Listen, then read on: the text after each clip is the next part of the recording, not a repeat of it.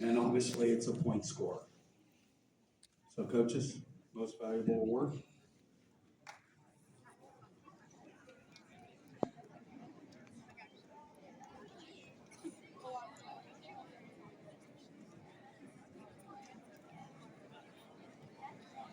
All right, most valuable female 1.5, Brittany Hagman. Tag 2, female Greta. For tag 3, we have All right, national Sullivan.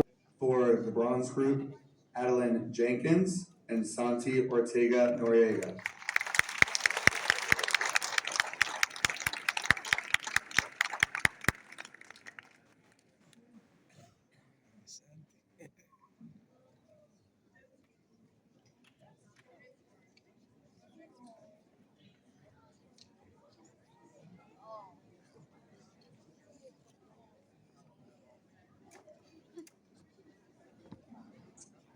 For the platinum group, Felicidades, Lena Meta Santi. and Eli Singer.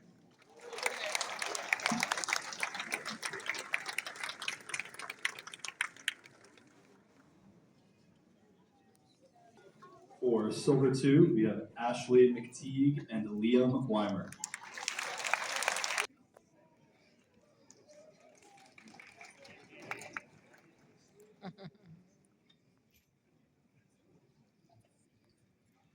So our next award is pretty commonly known as the Grit Award. And the TAC Titans Grit Award, as you might know, is named after our former coach, Dennis Davis. And for any of the people behind me that knew him, that's extremely fitting. As a former athlete of his, I don't know if there are many other people that have had quite a profound impact on my life. It was exceedingly apparent that Coach, as we called him, was passionate. He cared a lot. He cared about you as a person, he cared about you as an athlete, and he really cared about what you want to accomplish. And he would hold you to a standard of excellence on the path to that accomplishment. And oftentimes that would show itself in banging kickboards on the blocks or whistling at you from 50 meters away, or a couple not so gentle reminders to giddy up, as he would like to say. But that all stemmed from the same place. When you care enough about a goal or cause, and when you have enough toughness to act on that, no matter what your circumstances are, that is grit. That was exactly the example that Coach set as he continued to pour into coaching, despite beginning his fight with glioblastoma, an aggressive form of brain cancer. Coach did not win that fight, but the grit that he represented and inspired remains on our team. So over this past season, looking back, our coaching staff thought that one athlete in particular needed to be recognized for how their passion for this sport fueled their own grit. This athlete began the season in the Tag 3 group back in August at just 8 years old. Come September, what started as a tummy ache at school quickly turned into a high fever, a sleepless night, and the next morning he wasn't able to stand up on his own. A trip to the emergency room would reveal that he was suffering from appendicitis, and he would need his appendix removed. After that first surgery, he still wasn't able to get his fever to go down, and several days later, with symptoms still persisting, he was back in the hospital for a second surgery to clear out fluid that had built up due to an infection. Now, in case you're wondering what goes through an 8-year-old athlete's mind in a process like that, the first 3 questions that he asked his parents were, am I ever going to be able to swim again? How long until I can get back to the pool? And naturally, is Coach Blake going to think I'm slacking off? Obviously, Coach Blake and all of his teammates thought quite the opposite. When the swimmer first came back to the pool, though, he was only able to be an on-the-deck teammate. He wasn't able to hop in the water yet, but he would stand by as practice went on and support his teammates from the dry side. And at this point, for him, just being able to stand up for those 90 minutes was pretty admirable. After a few days of giving support from the deck, he was able to start cautiously following his teammates through warm-ups. It was bumpy on the way back. A lot of practices were interrupted by residual pain and discomfort. But slowly but surely, his passion for swimming and his desire to race again allowed him to return to a full training schedule. He got back to racing in November, and he finished the season remarkably well. He had 10 swims at age group champs, highlighted by a top 20 finish in the 200 IM, remember as an 8-year-old. He had 7 swims at age group sectionals, including being a part of 2 top 5 relays. He was 6 for 6 best times at target states. So all that being said, the Titans coaching staff is extremely proud to recognize Jacob Dow for the recipient of the Food Chemistry.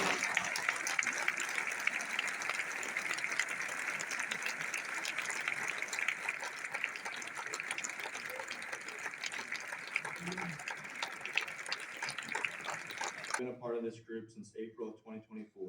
I've had the honor and privilege of being coached under Coach Allen and Coach Shirts since then. They have been wonderful coaches and mentors for me during this time. I couldn't have asked for better coaches than these two. I've learned a handful of things from them as well. There have certainly been ups and downs, but I feel as though that is what has made me a better person in the long run. Those hard days are only there to make you stronger. During this speech, I'll be reflecting on my time here as a TAC Titan and what it has meant to me. Throughout my time here at TAC, I can say I've learned three main things: discipline, determination, and kindness.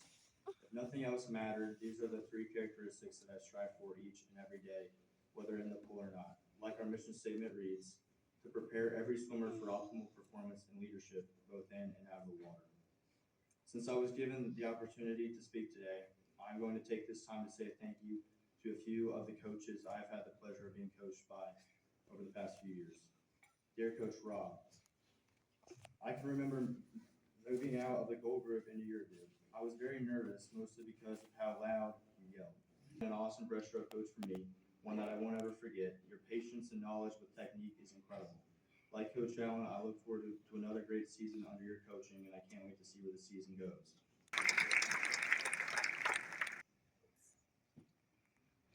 Hello, everyone, and thank you for this opportunity to speak today. When I was first told I would have this opportunity to talk, I was absolutely thrilled. Then I started thinking about it more, and the nerves started to come. However, before I could have a full mental breakdown, I took my nerves and applied the skills that I know best to them, the skills I've learned from swimming. Just like a race, I prepared the best that I could, got myself excited for the chance, and even visualized my speech and got some positive affirmations going. I say this because it proves swimming is more than a sport, and everything you learn on deck doesn't just apply to swim, but life every single day. TAC has been my home for the past 4 years. I consider myself incredibly lucky to swim here. The reality of most club teams is vastly different from TAC. Swimming around the tight schedules of public and summer pools, frequently canceled practices for weather, no dryland training, and waking up far too early for lane space every day. These are the realities that most club swimming is shaped by. I'm grateful for all of my experiences in club swimming because they have given me a deep appreciation for what I have now. TAC truly is a special place. The facility we've been handed is unheard of for most club swimmers. However, the thing that truly makes TAC special are the people within it. Our coaches, quite literally world-class coaches, have given me a new understanding of what learning and a work ethic can look like. All the staff and volunteers have given me an appreciation for the people supporting us and the hard work that goes into making goals achievable. TAC has provided that for me. In my 12 years of competitive swimming, it shaped me to be a better teammate, a better friend, and a better person. I have seen the fun in working towards a goal with someone, and I've learned how to help a friend during tough times. Swimming has covered everything, from the highest highs to the lowest lows. It's all part of the experience. And with age, I'm learning how to embrace every part of it, the good and the bad. Swimming has also taught me how to grab life by the reins and make it what I want. That sometimes means being scared, being nervous, or being afraid. But what swim has taught me is to do it anyway. Nobody's gonna swim my 200 fly for me. Nobody's gonna talk to Bruce after I add 10 seconds on that 200 fly for me. Do it nervous, do it scared, do it afraid. The point is that you're doing it. You're actively taking steps toward a future that you desire and a future that is in your hands. And by doing that, you're living a present life that's fulfilling. To quote a movie that gave me an existential crisis, The Dead Poets Society, Carpe diem, seize the day, boys, and make your lives extraordinary. I have learned what this means through swimming. Through getting back up on the blocks after a hard race, through showing up to practice every day, knowing I might die. I choose to do it anyway because I love this sport. Sure. If I had to describe TAC in one word, it would be home. I'm so grateful that TAC has given me a home for the past 4 years on my swimming journey. And to younger swimmers or anyone here, here's some advice that I have learned. Enjoy TAC as your home. Remember why you love this sport. And recount the experiences that you're grateful for. both the good and the bad. Count on the skills you have learned here and apply them to your life every day, because if you've learned them correctly, they cannot fail you. And lastly, and most importantly, have fun. Thank you. Thank any of the Triton Club members that are here today.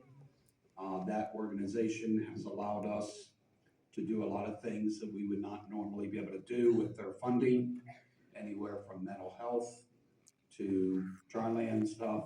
And again, that organization has been so important to me over the last 8 years. So thank you, Triton Club.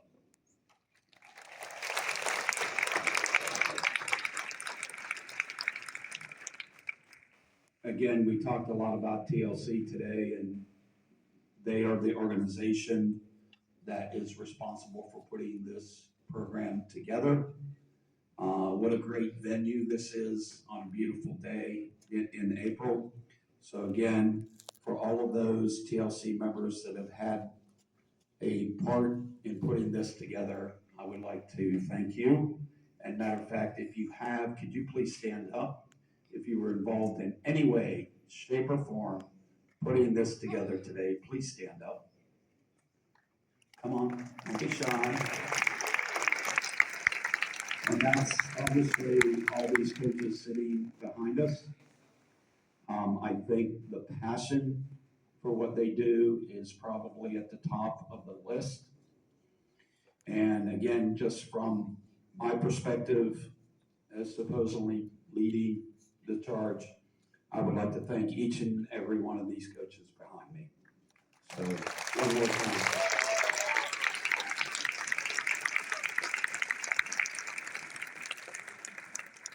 We have just one little order of business that I need your help with. We'll be turning over a number of positions in the TLC, and we just need a good yay if you approve. But outgoing members, obviously President Carol Fleshman, and VP for Communications, Ani Maedeo. And incoming members would be Joel Jerkins for Spirit, along with Sarah Alexander, who would be taking over the president position, and Terry Laverne for the VP for Teams Relations. So all in favor, say aye. Aye. All right.